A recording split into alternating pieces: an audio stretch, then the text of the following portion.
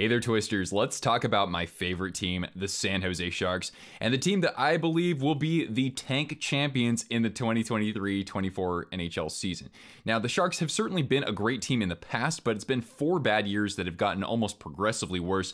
And when your third best player behind Logan Couture and Tomas Hertl is maybe Alexander Barabanov, then you know you're going to have a bad time. So we're going to dive all into that. We're going to talk about why the Sharks are going to finish last in the NHL, and for the first time ever, have the #1 overall draft pick. This is stretching back over 30 years in their franchise history. Which players they could actually deal at the trade deadline. So if you're a fan of a competing team and want to load up at the trade deadline, well, I might have a few players to sell for you, and also how they'll eventually become relevant in the coming years ahead. It's going to be a bit of a slog to get there in the first place, but we'll talk about that as well. As they do, they are slowly assembling a fairly good prospect pool. So we'll dive into that, but first of all, if you haven't already, check out our Discord. Yes, we finally have a Discord server where you can interact with everybody in our Twisted Wrister hockey community, and myself included, so then that way you're not waiting for another live stream or for me to upload another video. We already have a lot of great Twisters as part of our server there, so we kindly invite you just see the video description down below for a link to that. I'll also put that in the pinned comment. So my friends, as we gear up for the ultimate tank job of 2024, we have to stretch things back to last season here. So with the San Jose Sharks, they had a couple of standout performances even in a bad year. Erik Karlsson had 101 points, first time a defenseman ever did that in over 30 years. And also Timo Meier scored, I think, 28 of his 40 goals with the San Jose Sharks. And the team was overall a treat to watch out there. But there's one thing, those players aren't here anymore. They've been traded out, right? Timo with the Devils, now Erik Karlsson in the offseason traded to the Pittsburgh Penguins. Now the Sharks did get a couple of players from the Penguins as part of that deal, including Mikael Granlund, a guy who has led his team in scoring in the past, but he is kind of on the wrong side of 30 and kind of tailing off a little bit.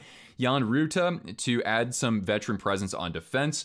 The Sharks also acquired Anthony Duclair in a trade with the Florida Panthers. Really like that deal. All they had to give up was a 5th round pick. Mackenzie Blackwood will be part of the goaltending tandem as he looks to redeem himself after a couple of down seasons plagued by injuries. And also Filip Zadina is an interesting name because the Red Wings hadn't qualified him. He's a former 6th overall draft selection back in 2018. So could he develop some chemistry with Tomas Hertl? Well, we'll wait and see, but I am kind of intrigued by him in particular. So why are the Sharks going to finish last? Well, just take a look at this roster. It is fairly underwhelming. I do like the addition of Duclair. The forward group will be maybe even more intriguing this year than they were last season, but overall this team is mostly filled with a bunch of guys who might not have an NHL job if there wasn't a team like the Sharks around in the first place. So you have Logan Couture as one of your top centers. Now, he's going to actually start the season perhaps on the injured reserve list. He is week to week with a lower body injury. You do have Tomas Hertl, who I hope will bounce back in the goal scoring category. He only had 22 this past season and got off to an astoundingly slow, bad start. And then after that, you have a drop off. You have Alexander Barabanov. Now, I do like him quite a bit, but who knows? He could actually be a target to be traded out there. He's one of the better assets for that. You have Duclair. Then when you look at the defense, a lot of these guys are at the most a bottom pairing defenseman. Matt Benning, he does move the puck surprisingly well, but to really make up for Erik Karlsson's point productivity, it's going to be one heck of an uphill battle for them. And the goaltending, right? Your tandem is Mackenzie Blackwood, who has fallen off the past couple of seasons. You know, those groin injuries certainly don't help him whatsoever, but he did have his job overtaken there in New Jersey. And you also have Kaapo Kähkönen, who, again, was off to kind of a promising start in his career. And ever since he's gone to San Jose, things have really fallen off for him. And when you compare the Sharks to other teams that are rebuilding right now, the Blackhawks in the offseason, if anything, they only got better with, of course, Connor Bedard. They have Kevin Korchinski, hopefully a full season of Lucas Reichel. They added Taylor Hall. I don't think they're going to be dead last. And you also have the Flyers. That's another team I think will be battling for that #1 overall draft pick. But you had some turnarounds last year from Noah Cates and Morgan Frost. Cam York is developing. You still have Carter Hart and Travis Konechny, so unless they trade those guys out early, I could see the Sharks finishing behind both of those clubs. The Ducks, they should take a step forward this year with another season of Mason McTavish and Trevor Zegras. And on that team, you still have Frank Vetrano, Ryan Strome. They brought in Radko Gudas on defense, and they also have Alex Killorn now. So that team is going to shape up to be a little bit more competitive than they have been the previous 5. And as you might have seen on Shannon's video, the hockey guy, he did talk about the San Jose Sharks start to the season. It's going to be brutal to say the least. So their first 4 games are all against last year's division winners. So the Golden Knights, the Avalanche, the Bruins, and the Hurricanes. Then they go on the road for 5 games and they have to face the defending Eastern Conference champion Florida Panthers, the Tampa Bay Lightning, who I expect to kind of bounce back this season, and the Carolina Hurricanes. So with the Sharks rebuilding, one way that they can accelerate their rebuild is by getting draft picks. And one popular way of doing that is to trade some of the players on this roster. So especially if you're a fan of a competing team, who are some players on the Sharks that your general manager might be inquiring about later on in this season? So first of all, we'll start with 29-year-old winger Alexander Barabanov. He does have a 10-team no-trade list, but he has a very affordable cap hit at $2.5 million for just this season. Here's a guy who was almost left for dead by the Maple Leafs, and ever since he's come to San Jose, he's had to play mostly in the top 6, and he's done himself a really good job. He had 47 points this past season. I know that's not groundbreaking, but put this guy on a third line, he could flourish, he can hit out there. He does a really good job hanging on to the puck. He's very creative, and defensively, he's pretty reliable as well. And then we get to Anthony Duclair. He's certainly bounced around a ton of teams over his career and is injury prone. That's the big downside with him, but only a $3 million cap hit for a player who had 31 goals just 2 seasons ago with the Florida Panthers. Still a very fast player, could play anywhere in the middle 6. You do have Filip Zadina. He's on a 1-year deal right now at a $1.1 million cap hit. If he's able to develop some chemistry with Tomas Hertl, be a 15, maybe an 18 goal scorer leading up to the trade deadline, who knows? If he can regain some of that mojo, then the Sharks could get something pretty valuable in return. Take a flyer on the guy. Who knows? Even if your team isn't competing for a playoff spot, you could still scoop him up as a sort of project and see how he develops within your organization. Nico Sturm is another forward I want to mention here. He actually has 2 more years left on his deal at $2 million annually. He's played up in the top 6 for the Sharks, even though he's more of a third, if not fourth line center. Physical and skates very fast, had a career high 14 goals this past season, and was 55.8% in the faceoff circle. That's fantastic. He's been a wonderful addition to the Sharks so far, and I still think he has plenty left in the tank. Now, in terms of defensemen, I think that the Sharks are spread more thinly here. There are Jacob McDonald, who did have a nice appearance with the Sharks this past season. Radim Shimmick can hit everything that moves out there, but the cap hit, $2.25 million for maybe a 7th defenseman. That's not the best value out there. I do like Nikolai Knizhov as a depth defenseman. He has 2 years left at $1.25 million, but the problem there with Knizhov is that, kind of like Duclair, he's been plagued very much by injuries. And as for the goaltenders, I can't really imagine Blackwood being traded because he does have 2 years left on his deal. He has a lot to prove, and again, his injury history. Kakinen may be a little bit more likely, but I think he would have to play lights out. The good thing for him is that he's just on a 1-year deal, but that's if you're in desperate need of backup goaltending, and I think there will be other better options out there. Now let's talk about some Sharks that I'm looking forward to watching this season and that you should watch out for as well. Now with the Sharks, you're going to notice that a lot of their top prospects aren't actually going to play on the team this upcoming year. That's okay. It's going to get better after this season. At least I can be optimistic, and I'll talk about that in just a bit here. So William Eklund is my #1 player to watch this upcoming season. Now he's already played a handful of games with San Jose, but I think that he has a good chance of making the roster for opening day and perhaps even staying on it through the course of the full season. He was the 7th overall pick in 2021, and with the San Jose Barracuda this past season, in 54 games, he had 17 goals and 24 assists for 41 points. He's only 21 years old. He's got plenty of time to improve his game at the NHL level. Especially watch out for this guy on the power play. He's got a great sense of where to move the puck and what kinds of decisions to make. The second Shark that I want to talk about here is actually off to a good start here in the preseason, and that is defenseman Henry Thrun. He was a former 4th round draft pick by the Anaheim Ducks. He played 2 years at Harvard, and as a defenseman was almost at a point per game over the course of 2 seasons. So he comes in last night against the Golden Knights, scores 2 goals and adds an assist. I know it's the preseason and the Golden Knights weren't, dressing all of their best players like actually on the NHL roster. I think he has a chance of cracking that top 6 among the defensemen. If the Sharks are willing to waive 1 or 2 of those contracts, he could easily make his way into the lineup and actually make it for opening day. So I am looking forward to him, especially since the Sharks prospect pool is pretty thin on defense. We'll dive into that in just a little bit. The third player I'm looking forward to, and I already talked about him as a potential trade target, is Filip Zadina. But so far, Zadina has had kind of a frustrating start to his NHL career. 190 games played, 28 goals, and 40 assists for 68 points. And Zadina wasn't really earning that top 6 minutes on a consistent basis with the Red Wings. So we'll see how this change of scenery helps him out. Hopefully it does. And again, if he flourishes, then who knows? Maybe the Sharks could get some good value for him, or he could stick around for a little while. Then I have a second grouping of forwards who I don't necessarily expect to be on the roster opening day. The best opportunity might be for Thomas Bordeleau, especially with Logan Couture injured. Bordeleau has played in a total of 16 games with the Sharks. 8 in each of the past 2 seasons, a total of 7 assists, no goals just yet. So it is possible early in the season, but I don't know if Bordeleau is going to hold that position for the full 82 games. But I do hope that he could be a mainstay in the Sharks lineup eventually. He is a former 38th overall pick back in 2020. And as for these other forwards, maybe one of them could crack the opening day roster, but that looks a little bit less likely in my opinion. So Daniil Gushchin, one of our wingers. Jacob Peterson is an interesting name because he was part of the Stars organization for a couple of seasons. But as you know with the Stars, they have a lot of really good young talent at forward like Jason Robertson, Wyatt Johnston. Logan Stankoven scored a couple goals in the preseason there, and he'll probably get a call up this year. Ty Dellandrea. So they probably didn't have as much of a need for him. He did play in a few games with the Sharks this past year, but I think there's going to be more competition in training camp, so I don't think he's a lock to make that opening day roster. Tristan Robbins played a few games for the Sharks this past season. Brandon Coe is another name, and so is Ozzy Weisblatt. There's also some players on defense that I want to mention here.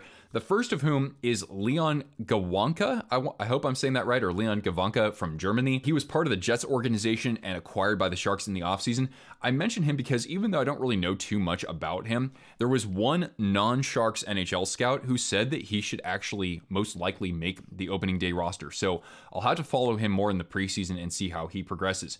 There are 2 other defensemen here. Both are former Devils prospects and came over in the Timo Meier trade. Now, I haven't exactly seen them projected to make the roster just yet. They are fairly young, and especially defensemen take a little bit longer to develop than forwards. But Shakir Mohammadulin, first of all, he played fairly well for the Barracuda this past season. In 12 games, he had a goal and 9 assists. He is a former first-round draft pick. And then there's also a former second-round draft pick, Nikita, I hope I'm saying this right, Ohotiuk. So we'll see how he develops. And I already kind of alluded to the goaltending being a particularly weak point on this roster. So maybe there will be an opportunity for one of these other 2 third string goaltenders to get a crack here. There's A2 Makiniemi, who should be the Barracuda's #1 starter, I think. He actually played fairly well for them this past season, so that's good to see him progress there. And there's also Magnus Krona, who played 4 years at the University of Denver and had a pretty good run over there. And lastly, how are the San Jose Sharks going to crawl out of this rebuild and ultimately become relevant in the NHL again? So there are a couple of silver linings with this team. First of all, their top prospects, sans William Eklund, won't be on the roster this year. So there are better players waiting in the wings for the upcoming seasons. We already saw the Sharks draft a couple of them this past draft, including Will Smith at 4th overall. They have winger Quentin Musty, who was selected 26th overall. Philip Biestet was a first rounder just 2 drafts ago, and even though he was selected a lot higher than he was initially projected, he's actually developed very well and performed exceptionally well on the international stage against some pretty good competition. You also have some second round draft picks like winger Kasper Halttunen. You have Cameron Lund, who's entering his first year at Northeastern, and Matthias Havlid, one of the few Sharks defensive prospects that were drafted by San Jose to look forward to. And then you add in the 2024 draft class as well. So the Sharks, I believe, will have the first overall draft pick, and they'll also have the Pittsburgh Penguins draft pick unless that gets moved to 2025. They have 2 second rounders, and that Devils second rounder could actually become a first as well.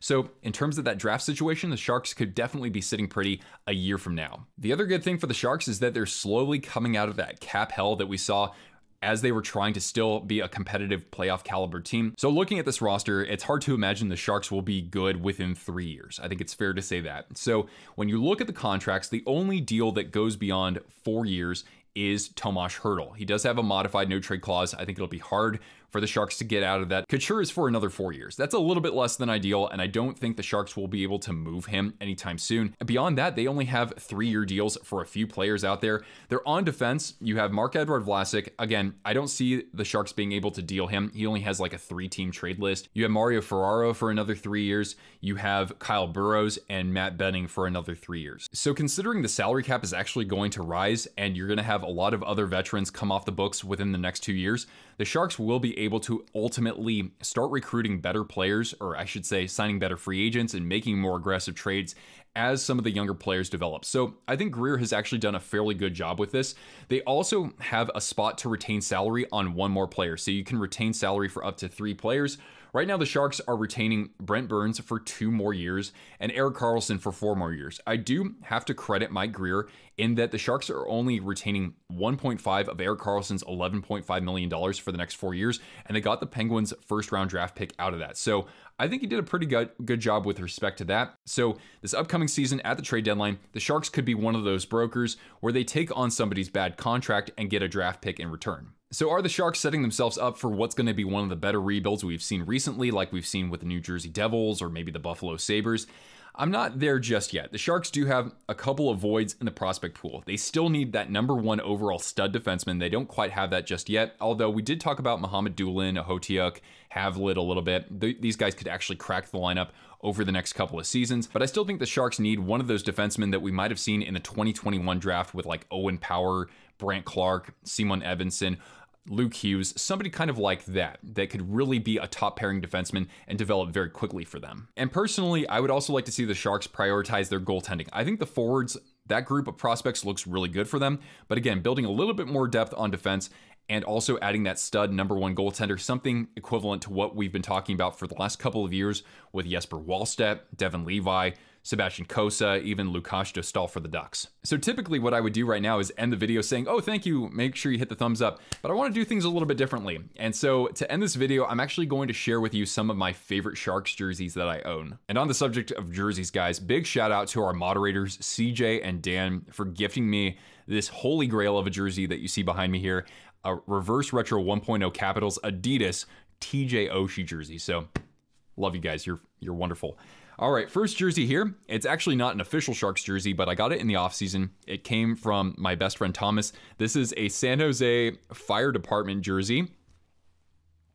They actually have their own hockey team, and my friend and his fire department had to compete against them. But yeah, this is beautiful. I especially love the shoulder patch here, and it's got the dimples just like an Adidas jersey would. This next jersey doesn't really look like all that much on the surface, but you got to turn it over for this one. It's a Barclay Goodrow jersey that was signed by him. Of course, he scored that winning goal in Game 7 against the Golden Knights back in 2019.